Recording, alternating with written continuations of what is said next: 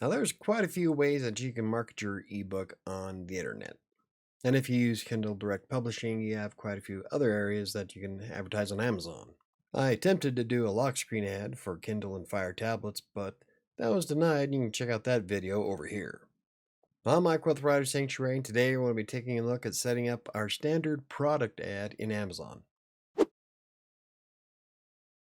Now, this is the first time that I've actually set up an ad in Amazon using this platform, so you're going to see everything that I do for the first time ever. I have gone through a couple of the settings, so I kind of have an idea of what I'm doing.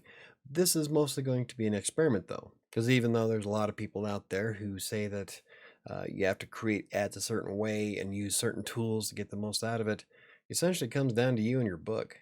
Every book is different, which means everybody's experience using these kinds of platforms are going to be different as well. Now, there's a few things that you can do to improve your chances if you're looking for specific keywords, but for the most part, it's all going to be an individual experience.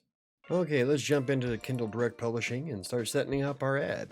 Okay, for here, we're going to scroll down and we're going to click on Promote and Advertise. This is pretty much similar to what I did when I set up the lock screen ad. We're going to go down to Run an Ad Campaign. We're going to choose our marketplace, which is Amazon.com. And we're going to click on Create Ad Campaign. Alternatively, you can also bookmark the advertising.amazon.com website, which I have, so all I have to do is click on the bookmark and it takes me directly to my campaigns. But if you haven't done that, that's how you get here. So we're going to click on Sponsored Products. And now we're at the Create Campaign screen. So the first thing we're going to do is give the campaign a name. This one here, I'm going to call it 1 Month Experiment. The start date, I'm going to change it to, we'll start on the 8th, and we're going to run it for 30 days. I'm going to go back to February here. Oh, too far. So 28, 29, 30 days. Okay, now our daily budget. I'm going to spend $3.25 every day.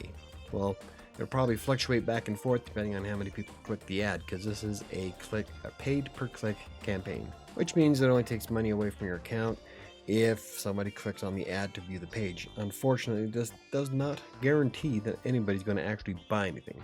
But I have $100 set aside specifically for this experiment, and $3.25 is a good amount to spend per day for the next 30 days. Unfortunately, this also means I need to sell at least 29 books throughout the next month just to break even.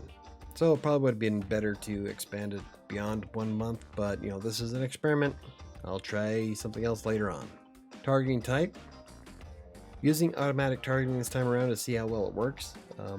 It's going to target keywords and products that are similar to mine that are in the ad. So other self-help books based on freelance writing, maybe textbook or in depression, it might show up there. You can use manual targeting and choose the keywords and products specifically. And this is where some of those tools I was talking about earlier would come into play. But I already know the keywords for my book because, well, I wrote the book. Okay, we're going to scroll down to campaign bidding strategy.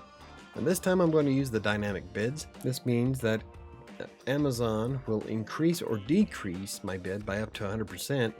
Depending on if there's a better chance of it getting a sale or not. That way, if somebody sees my ad and they're on Amazon looking for, let's say, Marvel Comics, obviously my book is not going to be related, but somehow it shows up, then it'll drop the bid. So in case somebody accidentally clicks on it or clicks on it anyway, the amount of money that comes out of my bidding isn't nearly as bad. And on the flip side, if they see that there's a trend of somebody buying books about freelance writing and they see that there's a really good chance that my book will sell, they'll jack the bid up to tempt more people to buy it. In other words, it'll get shown more.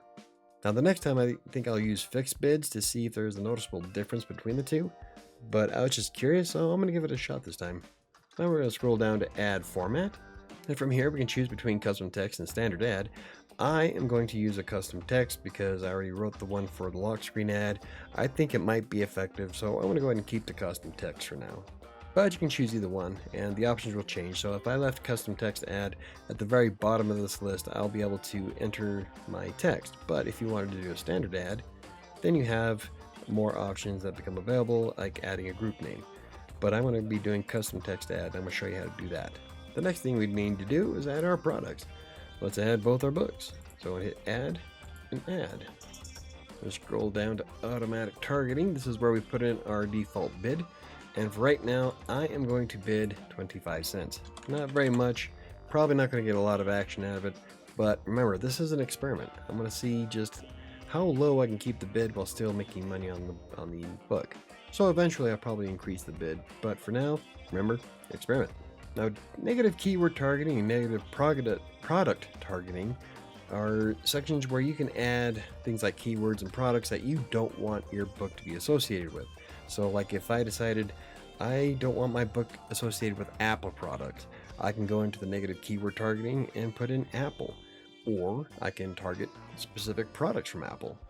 All I have to do that is just open up the list here and put in my negative exacts or the phrases. So if I wanted my book to be nowhere near an iPhone, I can put in iPhone. But I'm not going to worry about such. I mean, the chances of my book showing up next to an Apple product are probably slim to none. Okay, now the next part is going to be the creative. Remember what I was talking about earlier with custom text. Since I already have it, I'm just going to copy and paste it into that spot. And then Amazon will show you what the ad will look like. So there's my custom text, it has my ratings on it, how much the Kindle edition is to buy. So that's what the ad preview, that's what your ad's going to look like. And last, let me just click on the launch campaign. And there we go. Our campaign is successfully launched. So it's pending approval from the moderation team. It can take up to 72 hours, which is partly of why I decided to schedule it on the 8th, so that there's plenty of time. And then we can just go to our list of the campaign manager and see that, yeah, we are scheduled. So far, so good. So I'm guessing it's going to go ahead and run, and then if the moderators see there's anything wrong with it, they'll probably cancel it. But it looks like I'm good to go starting January 8th. And there's the lock screen ad that was denied. As you can see, setting up an ad in Amazon is pretty cut and dried, straightforward, easy to do. It's not like very complicated. Now you can put in more strategy behind it by using some of the keyword tools that are out there like KDP Rocket and whatnot. But for the type of content that I'm creating, the type of books I'm producing, I really don't need that. Mostly because I already know what kind of keywords I'm going to be using in all of my books, especially with the fiction stuff that's coming up soon. Now, I'm not going to need to do a lot of research for a gothic horror novel. I could probably find a few key phrases from it, maybe, but there's a lot of other free tools that are out there, and I might cover some of those when the time comes. But for right now, for what I do, it's a freelance writing book about writing with text broker, content mills, and making money online as a writer while suffering through depression. I think I got them all covered inside the text. So after the 30 days, I'll do a follow-up video, and we'll see where things go, and maybe we'll plan out a new strategy. In fact, if I wind up getting a few extra bucks here and there, I might go ahead and create another campaign, trying different formulas, maybe a different bid amount, perhaps a different targeting group. But that depends on if I can come up with some extra cash. And this time I only had the $100, so we'll have to see. So if you're publishing your book in the near future, how confident are you about using Amazon for your advertisement? Frankly, I'm not really sure how well it's going to work. If it works out, then great. If not, there's plenty of different ways. I plan on trying Facebook and even Google. I mean, might as well. Mostly I'm going to do it to see if there's any other way that I can get things to work. I can read all these blog posts about how other people, their experiences. But like I said before, everybody's experience is going to be unique. And all these experts can do is tell you what they experience themselves. Things can change. That's mostly why I like to run my own experiments. And if you're curious about the book that I'm promoting on Amazon, you can find A Freelancer's Tale available right now in paperback and on ebook, and the link is in the description down below.